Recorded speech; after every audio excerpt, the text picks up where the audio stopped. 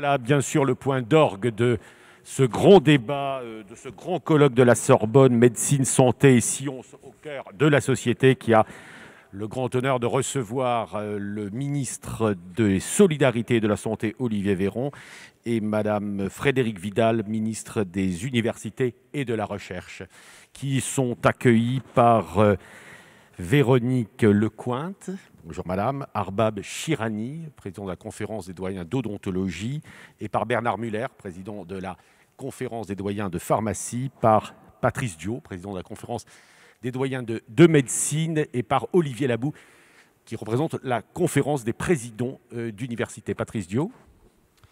Monsieur le ministre des Solidarités et de la Santé, Madame la ministre de l'Enseignement supérieur, de la Recherche et de l'Innovation, d'abord un grand merci, parce qu'on connaît vos agendas à l'un et à l'autre, et on est extrêmement heureux que vous ayez pris la peine et le temps de venir à notre rencontre aujourd'hui pour ce colloque très très important à nos yeux.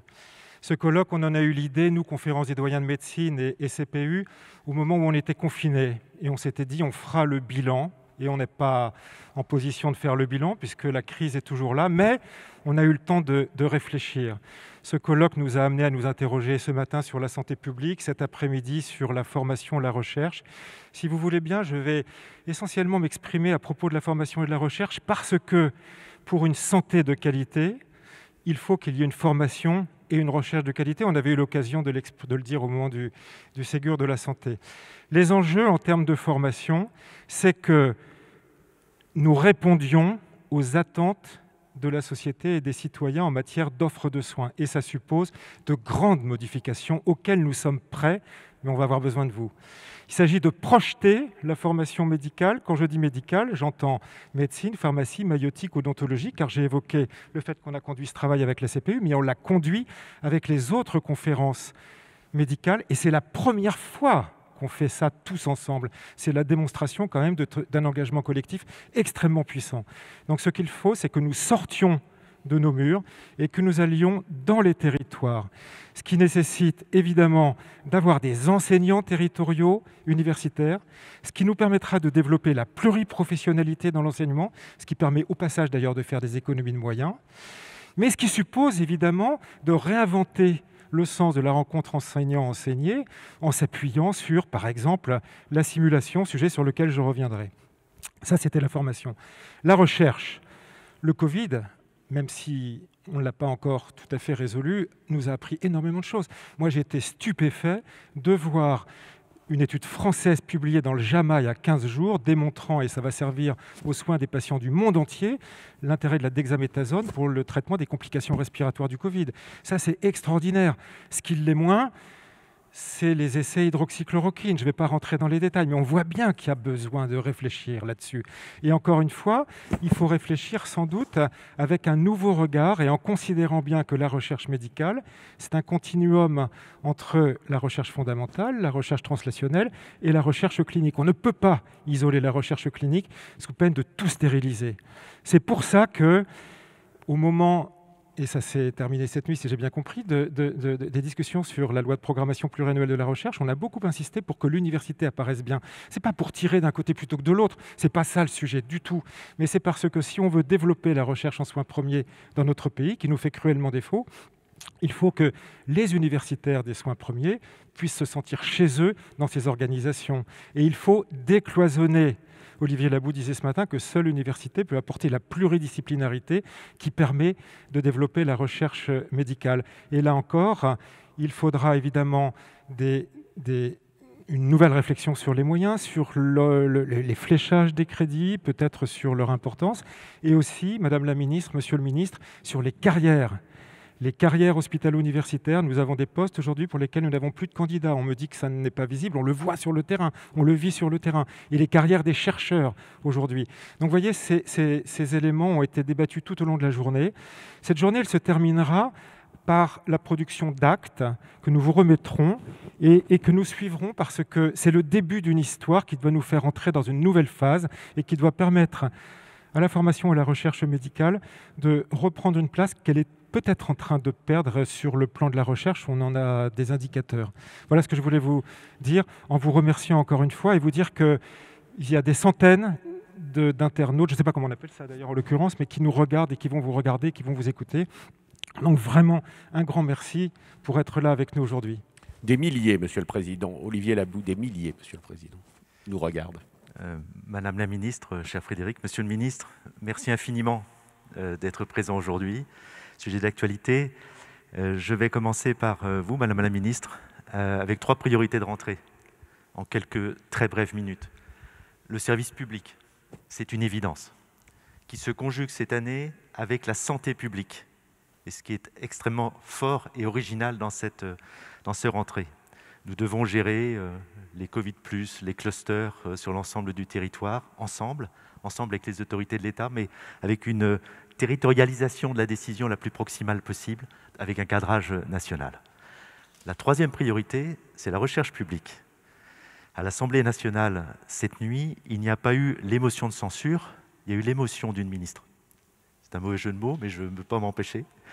Parce que cette loi, elle est ambitieuse, avec des moyens considérables, et cette recherche publique, elle est portée sur la durée, mais elle procède dans le domaine de la santé, je dis une évidence, pour le partager encore, sur le rapprochement des cultures, des modes de pensée, des pratiques, le fait que les disciplines s'embrassent, se réunissent, collaborent. C'est le seul moyen d'avoir une recherche en santé globale qui s'empare des sujets complexes. En écho avec ce que vient de dire Patrice Diot, la formation en santé, qui d'autre que l'université, je le répète, est capable de proposer cette rencontre des champs disciplinaires qui ont été la construction même du siècle dernier sur l'excellence. Aujourd'hui, l'excellence, c'est la rencontre en sachant chacun les limites de sa discipline, et c'est ça d'être le meilleur. Et aujourd'hui, nous souhaitons véritablement que sur la base de la réflexion qui se fait aujourd'hui, la prospection notamment dans le champ de la santé publique, nous puissions poursuivre cette activité. Monsieur le ministre, nous vous avons écouté notamment hier soir, mais pas que, mais notamment hier soir, avec des décisions difficiles, et nous remarquons qu'elles sont appuyées sur un avis, chacun dans son rôle, chacun dans sa responsabilité, un avis scientifique. Et nous sommes satisfaits de voir la place de la science dans cette décision, sans mélange des genres, mais chacun dans ses responsabilités, comme je disais. Il faut aller plus loin, certainement, sur le lien science et société, quand on sait que nos jeunes, dans les écoles, dans les lycées, ne savent pas comment est construite la connaissance même. Donc le travail est considérable. Et puis nous avons écouté vos propos au moment de la présentation du rapport de Nicole Notat. Et j'étais présent, il me semble ne pas me tromper. Vous avez évoqué le travail du Ségur de la santé, avec la revalorisation, la réorganisation, le soutien hospitalier, mais peut-être l'hypothèse d'un Ségur de la santé publique. Et nous y sommes avec cette dimension santé publique qui va au-delà des moyens, à peu près 6% des moyens, si je ne me trompe, 5 ou 6% des moyens santé publique sur le budget de la santé. Et puis un choc culturel à opérer. On voit des pays qui ont une organisation de santé publique remarquable et qui n'ont pas su gérer la crise, et inversement. Donc là, il y a un travail qui est à poursuivre, et les 4 conférences et la CPU qui travaillent ensemble, je pense que c'est une bonne démonstration d'engagement pour poursuivre ce travail. Merci infiniment de votre présence. Voilà, je crois, madame, que vous allez commencer. Vous allez au pupitre, je crois. Merci beaucoup. Voilà, nous vous écoutons. Frédéric Vidal, ministre des Universités, de la Recherche et de l'Innovation.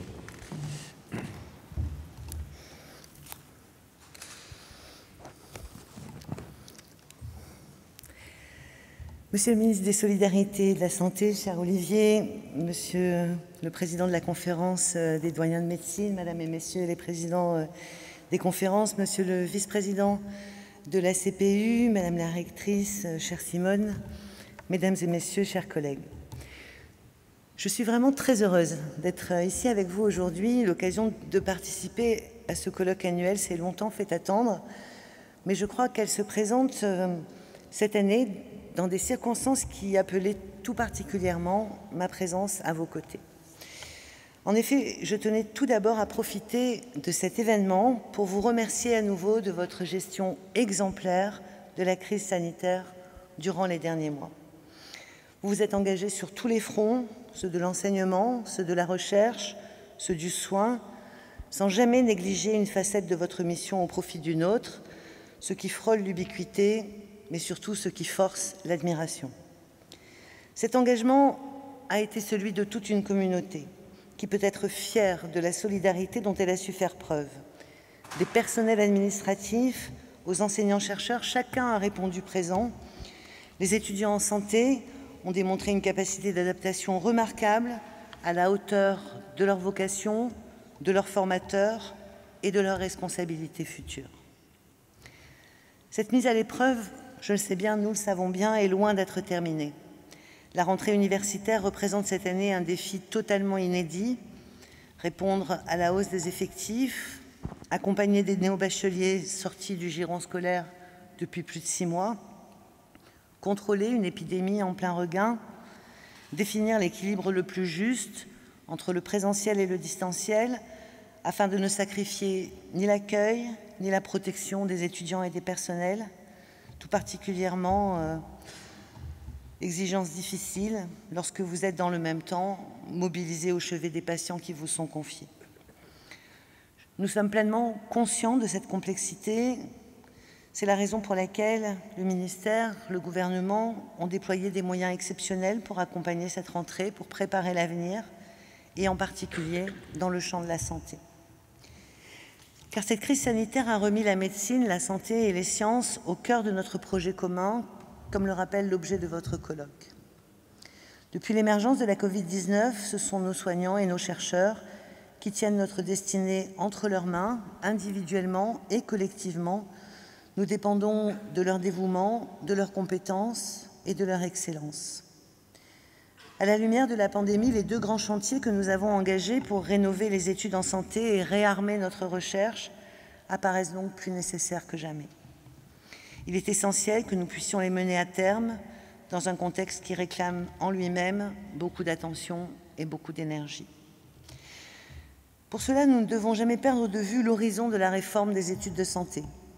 Faire émerger une nouvelle génération de soignants, pluriels, solidaires, une vraie communauté de soins, aux sensibilités diverses mais aux liens étroits, car forgés sur les bancs des facultés. Cette transformation est désormais pleinement enclenchée sur tous les fronts, à commencer par celui des capacités d'accueil, des voies d'accès qui ont été augmentées et diversifiées. Cette rentrée signe la fin de la PACES et du numerus clausus, et pour la première fois, l'accès aux études de santé se décline en 35 PASS, 227 mineurs santé et 457 licences à accès santé, réparties sur l'ensemble du territoire, y compris dans des universités qui ne comptent pas de faculté de médecine. C'est une vraie révolution que le ministère a accompagnée par un investissement de 26 millions d'euros, mais qui doit en réalité son succès à votre engagement de tous les instants, et je voulais très sincèrement vous en remercier.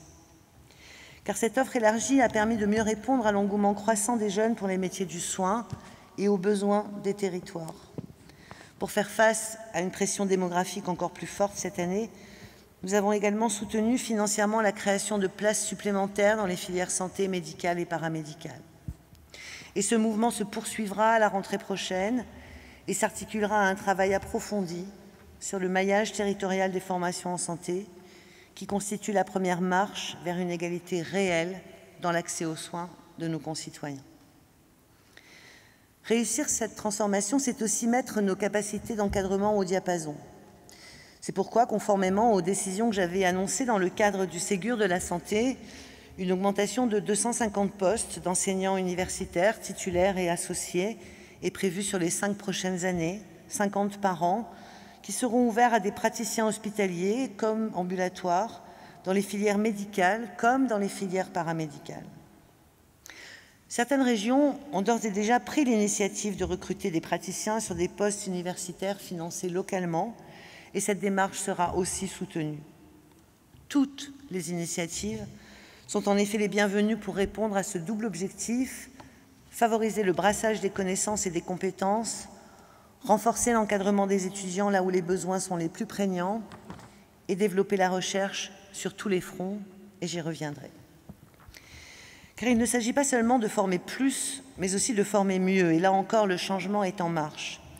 Un nouveau paysage de la formation est en train de se dessiner selon 2 lignes de force: l'interdisciplinarité et l'approche par compétences.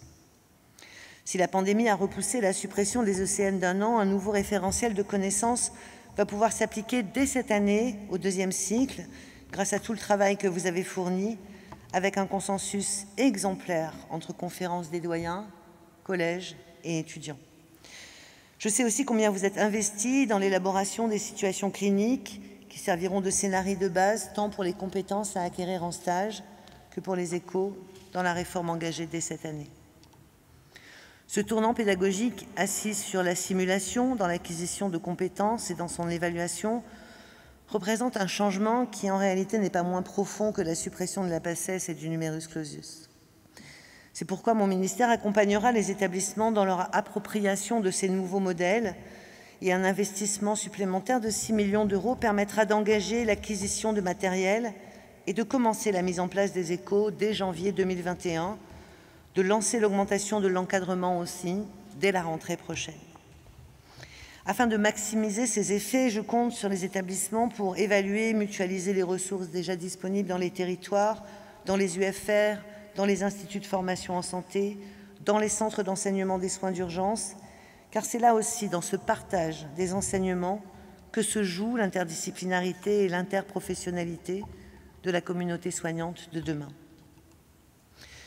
Le numérique a un rôle de premier plan à jouer dans ce renouveau pédagogique. Pendant le confinement, c'est sur la plateforme UNES et les plateformes de sites qu'a reposé presque entièrement la continuité pédagogique. La période a été riche en initiatives qui doivent aujourd'hui être poursuivies. En complément du fonds d'amorçage de 1 million d'euros décroché dans le cadre de l'appel à projets sur l'hybridation des formations, mon ministère vous apportera son soutien à hauteur de 500 000 euros sur 3 ans pour la réforme du second cycle. L'UNES y puisera les moyens de développer les interconnexions avec les plateformes de sites, les plateformes portées par les territoires et les autres acteurs de la santé. Ce travail est indispensable pour permettre à tout étudiant et à tout professionnel de santé d'avoir accès à des ressources, à des parcours de formation à distance, avec l'ambition à terme d'étendre ce service à tous les métiers du soin non universitarisés. Ce qui se joue là, c'est non seulement une plus grande transversalité des enseignements, mais un élargissement sans précédent du champ des possibles, tant en matière de réorientation que de formation aux métiers du futur qui émergeront au carrefour des disciplines, aux transformations.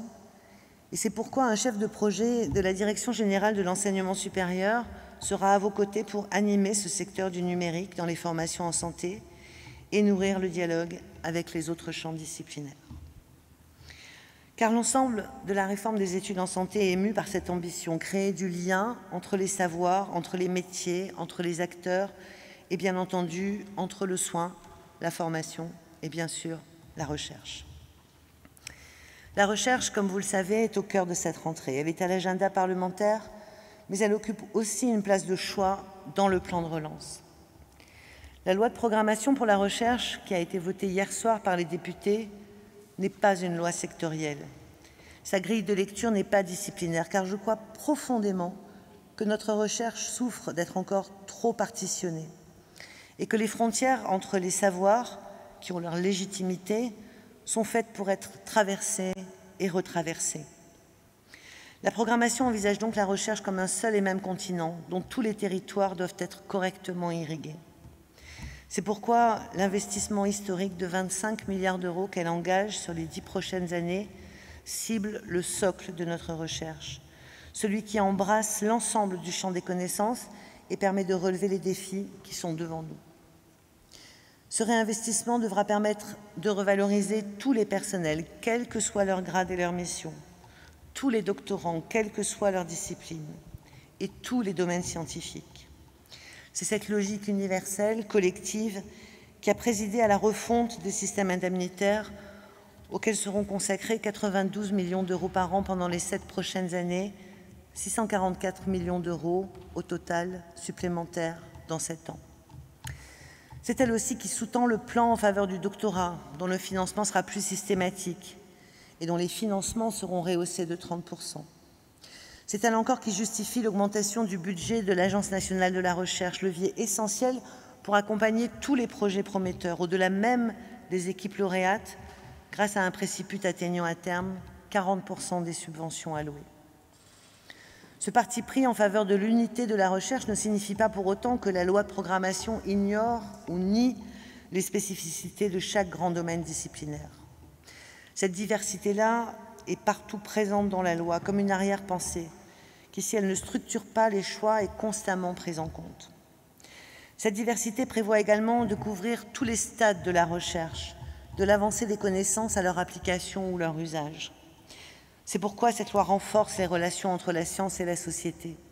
C'est pourquoi cette loi renforce l'interface entre le public et le privé, en étendant les améliorations apportées par la loi Pacte à la loi Allègre, et notamment en ouvrant celle-ci à la fonction publique hospitalière. Il sera désormais très facile pour tout chercheur public de participer à la création ou à la direction d'une entreprise, ou encore à des travaux de recherche partagés avec une entreprise. Ainsi, la loi de programmation a vocation à réarmer notre recherche en profondeur sur le long terme, afin qu'elle puisse jouer pleinement son rôle dans la compétition internationale et dans la résolution des grands défis qui se posent à nous. Si la crise sanitaire que nous traversons constitue l'un de ces défis majeurs, l'effort de recherche sans précédent que nous avons déployé pour lutter contre la Covid-19 a éclairé parfois crûment ce que nous pouvions pressentir de fragmentation de nos efforts. Il ne s'agit pas de critiquer nos engagements et nos actions, bien au contraire, il s'agit d'apprendre de nos observations. Cette crise nous a montré l'absolue nécessité de plus de coordination entre le ministère des Solidarités et de la Santé et le ministère de l'Enseignement supérieur, de la Recherche et de l'Innovation, tant en matière de financement que d'organisation, pour une plus grande synergie au service de la santé de tous et de chacun. C'est l'objectif que nous avons assigné avec Olivier Véran au professeur Patrick Rossignol en mai dernier, afin qu'il nous conseille, sur la base des retours de terrain, sur les nécessaires évolutions de nos organisations pour garantir une plus grande efficience des essais cliniques sur l'ensemble du territoire. Une meilleure priorisation, une plus grande coordination sont des préalables incontournables à la réalisation de cette ambition. L'effort conjoint de nos deux ministères, mobilisant l'INSERM pour mieux coordonner les essais vaccinaux, participe de cette volonté. Cette coordination pourra également s'adosser à des outils communs. Je pense notamment à l'Agence nationale de la recherche, sur laquelle nous pourrions nous appuyer ensemble pour une plus grande efficience des financements de la recherche biomédicale. Cette approche globale, nous devons être capables de l'étendre à l'ensemble de la recherche en santé. La recherche biomédicale est au carrefour de plusieurs acteurs institutionnels, associatifs, privés, de plusieurs disciplines issues des sciences exactes et des sciences humaines, de plusieurs approches fondamentales, translationnelles, cliniques, ambulatoires. C'est l'objet pluriel par excellence. Et comme tout objet pluriel, sa diversité n'est une force qu'à condition d'être animée par un dialogue constant. Relier chacune de ces facettes entre elles, c'est permettre à la recherche en santé de servir non plus des patients, mais des personnes complètes, complexes. Comme vous le savez, la loi de programmation pour la recherche ne dit pas tout des moyens qui seront injectés dans la recherche pendant les prochaines années. Le plan de relance vient lui aussi apporter son soutien, mais avec une philosophie complémentaire. Si la programmation s'inscrit dans le temps long, en accord avec le tempo naturel de la recherche, le calendrier du plan de relance est quant à lui beaucoup plus resserré. Il a vocation à donner une impulsion décisive au secteur stratégique pour notre souveraineté et notre avenir. La santé digitale, la bioproduction pour les thérapies innovantes, la lutte contre les maladies émergentes et réémergentes, la lutte contre les maladies infectieuses, la capacité à produire les principes actifs des traitements sont de cela. Ils ont donc vocation à bénéficier des 2,4 milliards d'euros du programme d'investissement d'avenir mobilisé pour accélérer le développement de ces technologies clés sur les 3 prochaines années. Cette stratégie ne serait pas complète si, en amont des filières, elle ne venait pas conforter les écosystèmes les plus à même de générer des innovations de rupture. Et c'est pourquoi 3,1 milliards d'euros du programme d'investissement d'avenir seront parallèlement dédiés au financement des structures et dispositifs qui font vivre avec succès le continuum entre recherche, formation, innovation, à l'instar des IHU ou des RHU. Vous l'avez compris, mesdames et messieurs, l'enseignement et la recherche en santé prennent un nouvel élan. Cette dynamique, cette volonté ne pourront s'accomplir qu'au moyen d'un travail collectif, cassant parfois les codes, pour faciliter l'interdisciplinarité, la synergie des compétences, la complémentarité entre la technique et l'humain. Il ne s'agit pas là que de mots, les actes et les moyens sont au rendez-vous. Hier, nous avons bâti ensemble, aujourd'hui, nous construisons ensemble, et demain nous attend, avec ses défis et ses enjeux, au service de la santé de l'homme dans son environnement. Mais demain, comme aujourd'hui, je serai à vos côtés. Je vous remercie.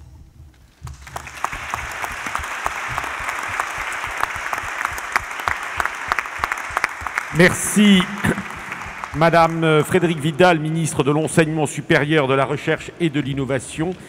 Monsieur Olivier Véran, ministre des Solidarités et de la Santé, intervient maintenant. Madame la ministre de la Recherche et des Universités, cher Frédéric, Monsieur le vice-président de la Conférence des présidents d'université, Monsieur le président de la Conférence nationale des doyens de médecine, Mesdames et Messieurs les présidents d'université, les doyens de facultés de médecine, pharmacie, odontologie, Madame la présidente de la Conférence des enseignants en maïeutique, Mesdames et Messieurs, chers confrères, chers tous, y compris et notamment certains visages grenoblois que je reconnais derrière les masques. Je suis très heureux d'être heureux parmi vous aujourd'hui dans ce lieu chargé d'histoire. Et si vous êtes pour beaucoup à distance, je me réjouis de venir à votre rencontre. Le format de ce colloque, mi-présentiel, mi-distanciel, est raisonnable. Parce que je le dis et je le répète sans cesse, la vigilance est plus que jamais de rigueur.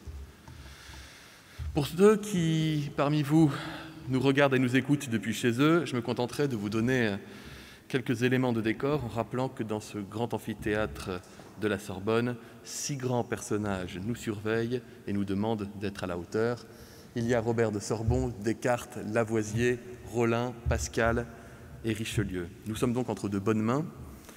Au moment de parler du thème de votre colloque, un thème d'une actualité brûlante, médecine, santé et sciences au cœur de la société. Je crois pouvoir dire sans me tromper que ce thème, vous l'avez choisi autant qu'il vous a été imposé par les circonstances.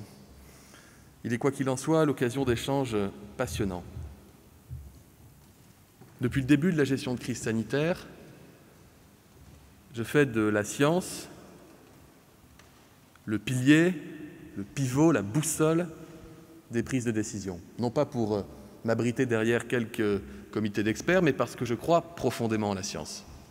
Profondément en la science. Et si vous interrogez la place des sciences au cœur de la société, c'est peut-être que, comme moi, vous faites un constat, c'est qu'on parlait du traditionnel triptyque entre science, magie et religion. La religion a laissé largement la place au fil du temps. Reste donc la science et la magie. La science a fait tout ce qu'elle a pu depuis le début de cette crise. Vous l'avez dit, on a réussi à séquencer le génome d'un virus qu'on ne connaissait pas, identifier un test PCR en des temps records, mener des protocoles cliniques, de la recherche fondamentale, appliquée, clinique, mondialisée, avec des bugs, il faut pouvoir le dire, avec de l'empressement par endroits, mais avec le sérieux et la rigueur de la science. Mais la science n'a peut-être pas suffi à endiguer la peur. Au moment où nous demandions aux Français et à la population mondiale, dans son ensemble d'ailleurs, de rester chez elle et de se confiner. Et c'est là que la magie a peut-être trouvé sa place. Parce que croire, je vais citer un exemple que vous connaissez, croire en un traitement miracle, ce n'est pas tant croire au miracle que de croire, mais croire plutôt à la magie pour pouvoir conjurer la peur. La fonction de la magie, elle n'est pas finalement dans la vérité, elle vise à nous permettre collectivement d'arriver à conjurer la peur. Une fois qu'elle opère, il nous faut bien retrouver le chemin de la raison et défaire le sortilège. Pour cela, je le crois foncièrement, nous devons parvenir à réenchanter le discours scientifique, dire et montrer que derrière la recherche, il y a systématiquement une aventure qui se noue. Il faut sortir du discours de la méthode et trouver des mots qui enchantent. Il faut reconnaître l'inspiration qui pousse le chercheur dans son laboratoire ou auprès de ses malades à se lancer dans des protocoles thérapeutiques ou des méthodes diagnostiques. Montrer cette aventure qui doit au contraire rassurer plutôt que de nous laisser sans réponse. Je sais que votre tâche est immense. Je voulais vous assurer pour commencer de mon soutien le plus total dans ces temps difficiles pour la recherche en médecine, lors même qu'elle a tout pour briller et que les résultats le montrent. Avant de rentrer dans le vif du sujet, je tiens évidemment à vous remercier les universités, les facultés, les enseignants, les étudiants de leur contribution intense à la gestion de la crise sanitaire. Je m'associe évidemment à tout ce qu'a dit ma collègue Frédérique Vidal. Votre appui nous a été et nous est et nous sera encore extrêmement précieux et je vous serai reconnaissant de transmettre mon message de gratitude auprès de vos équipes, auprès de vos étudiants et je vous dis du fond du cœur, en sincérité, merci. Je sais par ailleurs que la reprise actuelle de l'épidémie concerne particulièrement vos établissements, puisque de nombreux clusters ont malheureusement pu être identifiés, notamment parmi les étudiants, et notamment parmi les étudiants en médecine. Il faut être extrêmement vigilant, encore plus quand on porte la responsabilité de se former pour devenir des soignants. Nous travaillons étroitement avec le ministère de l'Enseignement supérieur et de la Recherche pour vous apporter des solutions pour permettre à chacun de travailler et d'étudier dans des conditions de sécurité optimales. Par ailleurs, avec Frédérique Vidal, nous venons de donner aux étudiants du service sanitaire la possibilité de participer aux actions de prévention et de dépistage. Et je les en remercie parce qu'ils ont été nombreux à répondre à l'appel. J'en ai croisé dans les aéroports, j'en ai croisé dans les EHPAD, j'en ai croisé dans les campagnes de Mayenne, j'en ai croisé au cœur des grandes villes. C'est un choix qui se justifie amplement par les circonstances et par la stratégie que nous avons construite pour casser les chaînes de transmission. Et je le dis aussi, je ne suis pas rentré dans une seule cellule de crise de la moindre ARS de France sans tomber sur des étudiants, infirmiers, des étudiants en médecine, des étudiants en odontologie, en maïeutique, qui étaient présents et qui rendent un énorme service. Sachez que nous en avons pleinement conscience. Je sais donc pouvoir à nouveau compter sur l'aide de cette communauté enseignante et étudiante pour lutter contre l'épidémie et vous en remercie par avance. Alors, je vais regarder les différents thèmes de votre colloque et si je ne pouvais y assister, j'avais un mot d'excuse du Sénat ce matin puisque j'étais pendant 3h30 en commission d'enquête sénatoriale sur la gestion de crise. Les sujets m'intéressent évidemment. Le premier thème de votre colloque, c'était pourquoi et comment donner un nouvel élan à la santé publique en France. C'est presque une perche que vous m'avez tendue. Et en complète harmonie avec les propos que j'ai tenus à la suite du Ségur de la santé conclu cet été, puisque j'ai à cette occasion, et vous l'avez rappelé, annoncé le lancement d'un Ségur de la santé publique. Je ne l'ai pas fait pour le simple plaisir de décliner la réussite du Ségur à d'autres champs du ministère, mais parce que c'est un enjeu absolument crucial. Je vais donc, dans les semaines à venir, ce ne sera pas la même méthode, on ne va pas aboutir en 5 semaines. Mais je veux quand même qu'on soit efficace et qu'on aille vite, et qu'on turbule tous ensemble. Je vais donc, dans les semaines à venir, confier à un collège composé de personnalités incontestables, polyvalentes, pluridisciplinaires, la mission de proposer les grandes priorités de santé publique auxquelles notre pays se doit de répondre et dont les conclusions nourriront le débat qui s'ouvrira avec l'ensemble des acteurs au printemps 2021. Vous avez interrogé ce matin le concept de santé globale, de santé mondiale. Ce concept est d'une importance sans doute jamais atteinte aujourd'hui, qu'il soit appliqué au champ de la médecine comme au champ de la recherche. Il s'agit d'une thématique que mon ministère soutient avec conviction et sans faille. Le ministère des Solidarités et de la Santé s'engage d'ailleurs de manière ambitieuse au service de l'excellence académique sur les sujets de santé mondiale.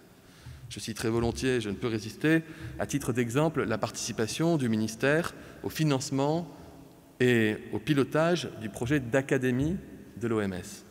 Cette académie est conçue pour offrir une formation innovante, personnalisée, multilingue, destinée à intégrer la révolution de l'apprentissage tout au long de la vie au secteur de la santé et à atteindre chaque année 10 millions d'apprenants en milieu de carrière dans le monde entier d'ici à 2025.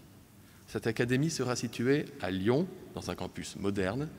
Elle verra ses premiers cours disponibles en ligne en mai 2021. Je me suis rendu à Genève il y a 2 mois à la rencontre du Dr Tedros, le président de l'OMS. Nous avons abordé ce sujet de l'Académie de l'OMS et je lui ai rappelé la très grande motivation de la France pour que ce projet voie le jour sans délai et notre appui sans faille.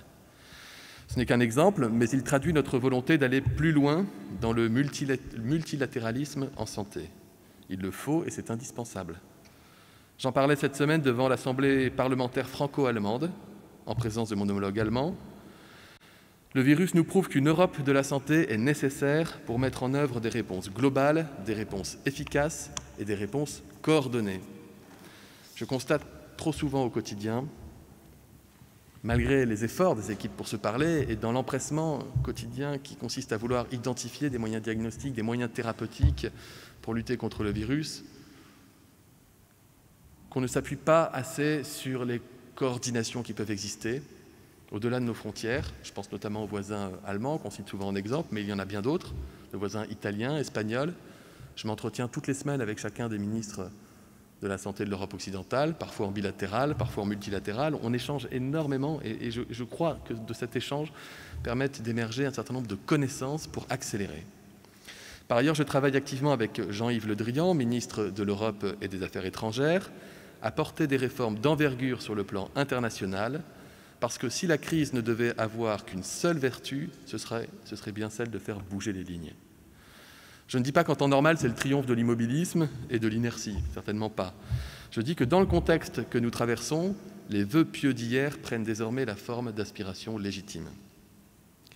Qu'il s'agisse de la réforme de l'OMS et de sa gouvernance, ou des positions que nous avons prises en G7 ou en G20 des ministres de la Santé, il y a dans l'air des changements profonds. Et nous n'aurions pas tout à fait tort si nous pensions que des murs sont peu à peu en train de tomber. En début d'après-midi, vous avez échangé sur la médecine dans la société, des universités à l'offre de soins dans les territoires. Je ne vais pas revenir sur les réalisations du ministère dans ce domaine, simplement vous rappeler que l'offre de soins dans les territoires était en quelque sorte la pierre angulaire de Ma Santé 2022, portée par ma prédécesseure, et de la loi relative à l'organisation et à la transformation du système de santé. Par ailleurs, avec le Ségur de la santé, nous n'avons pas seulement acté des revalorisations historiques, nous avons aussi franchi une étape supplémentaire dans le changement des pratiques qu'il faut maintenant traduire pleinement. Je pense en particulier aux dispositions relatives au développement de la télésanté, qui naturellement peut favoriser les soins de recours et la réalisation d'enseignements à distance, et notamment ceux réalisés par des acteurs hospitalo-universitaires. Je me mettais à jour ce matin pour l'audition sénatoriale, et je m'apercevais que 55% des consultations de pneumologie pendant la crise ont été faites dans notre pays par télémédecine. Et nous sommes passés en l'espace de quelques jours, de quelques milliers de téléconsultations par semaine à plus d'1 million. Moi, j'ai souhaité lever tous les freins pour que cette télémédecine fonctionne. En tout cas, tous les freins qu'on pouvait lever. J'ai autorisé les consultations téléphoniques, l'usage de Skype, l'usage de WhatsApp. On a enlevé toutes les clauses d'ancienneté, de connaissance et de fréquentation du médecin traitant. On a rendu les choses les plus accessibles possibles. Pas de reste à charge, prise en charge à 100% par l'assurance maladie. C'est un beau pied dans la porte pour une sécurité sociale plus forte demain. Et force est de constater que ça a fonctionné.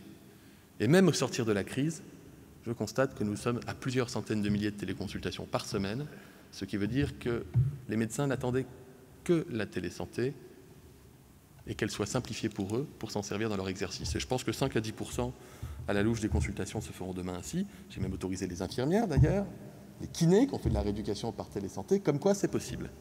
Et nous le développerons pour toutes les professions à chaque fois que cela sera nécessaire et demandé.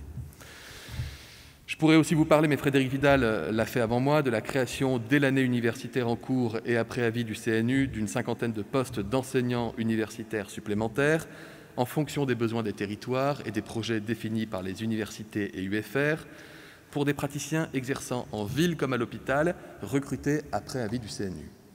Au total, tu l'as dit Frédéric, il s'agira donc de 250 postes sur 5 ans qui vont venir renforcer l'encadrement des étudiants en santé et les projets universitaires dans les territoires. J'attacherai une attention toute particulière à ce que les disciplines ayant récemment intégré le CNU, à savoir la maïeutique, les sciences infirmières, les sciences de la rééducation et de la réadaptation, fassent partie des disciplines bénéficiaires de ces dispositions. Nous avons besoin de développer la recherche publique, dans les pratiques de soins infirmiers, de maïeutique, de kiné. Nous avons besoin pour cela d'encourager les plus motivés à faire cette filière universitaire belle, exigeante, que je n'ai pas suivie à titre personnel, mais pour laquelle j'ai le plus grand respect et la plus grande admiration. Cet investissement considérable auquel s'associeront les régions est à la mesure de l'intérêt porté par le gouvernement au renforcement des réseaux d'enseignement et de recherche dans les territoires. Le gouvernement a par ailleurs souhaité que soit inscrit dans la loi LPPR, votée cette nuit, félicitations, cher Frédéric, un très beau texte de loi, un meilleur ancrage territorial de la recherche en confiant aux CHU et aux universités la responsabilité conjointe de la politique de recherche en santé d'un territoire. J'attends également de cette nouvelle organisation une aide au déploiement de la recherche en soins primaires et en soins paramédicaux. Je ne pourrai être présent quand vous aborderez les enjeux de progrès et de développement de la recherche médicale. Je crois que c'est le thème qui suivra cet après-midi. La recherche en santé est un enjeu immense et la crise n'a fait que renforcer le sentiment d'urgence qu'il y a à soutenir cette recherche. À ce jour, la dotation globale annuelle allouée par le ministère des Solidarités et de la Santé au service de la recherche et de l'innovation avoisine 2,3 milliards si je tiens compte de la dotation socle, des programmes de recherche, des appels à projets et de l'appui à l'innovation concernant les médicaments et les dispositifs médicaux. Malgré un contexte économique et budgétaire que vous savez extrêmement tendu, j'ai décidé d'augmenter les crédits mairie alloués aux hôpitaux de 400 millions d'euros sur 8 ans, alors que cette enveloppe n'avait pas été augmentée ces 10 dernières années et avait même vu son montant diminuer jusqu'en 2018. Un soutien financier de 50 millions d'euros supplémentaires sera inscrit dans le PLFSS pour 2021 afin d'initier au plus tôt le processus.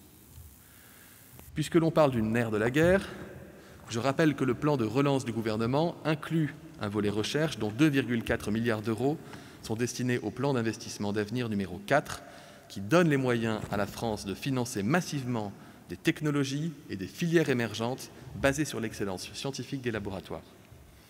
Cet investissement massif profitera naturellement pour partie à des thématiques de recherche et innovation en santé. Et j'évoquerai particulièrement ici la bioproduction de thérapies innovantes. J'ai en effet demandé à mon ministère de participer à l'effort de structuration indispensable pour développer l'enseignement par simulation conformément aux nouvelles directives pédagogiques des études de santé. Le ministère va ainsi ajouter sa contribution à celle du ministère de l'Enseignement supérieur et de la Recherche, qu'a évoqué Frédéric Vidal tout à l'heure, en débloquant 3 millions d'euros pour permettre, dès l'année universitaire en cours, d'entreprendre des investissements matériels et en ressources humaines indispensables.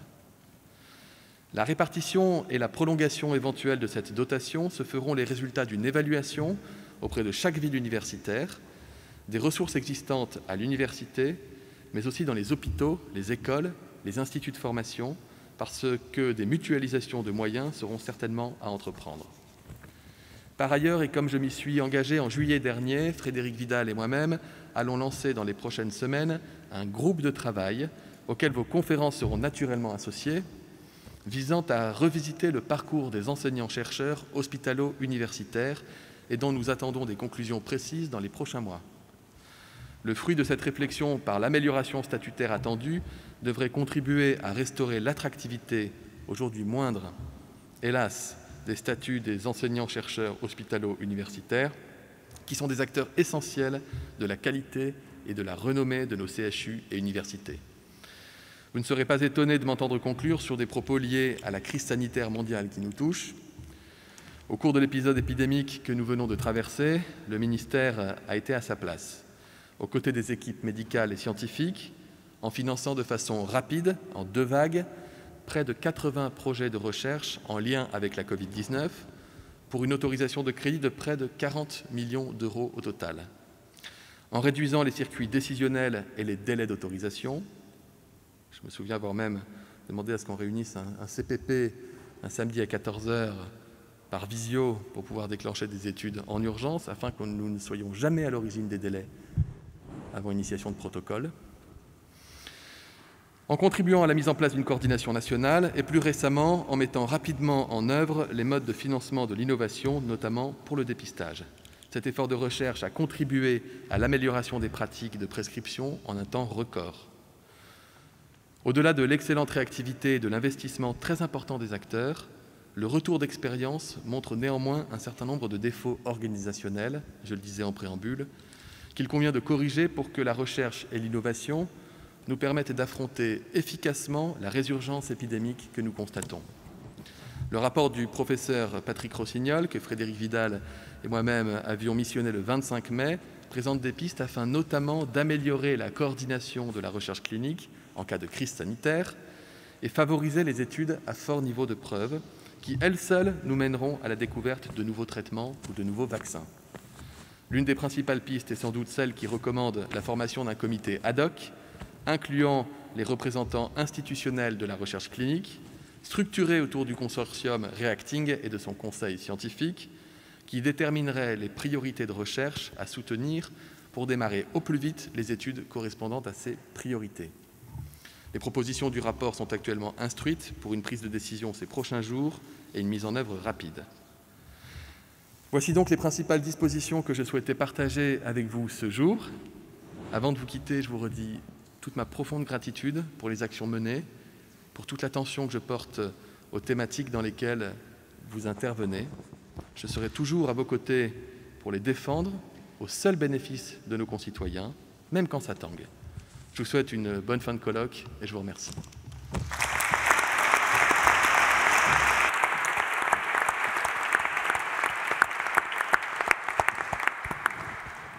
Merci, Monsieur le ministre. Merci, Madame la ministre.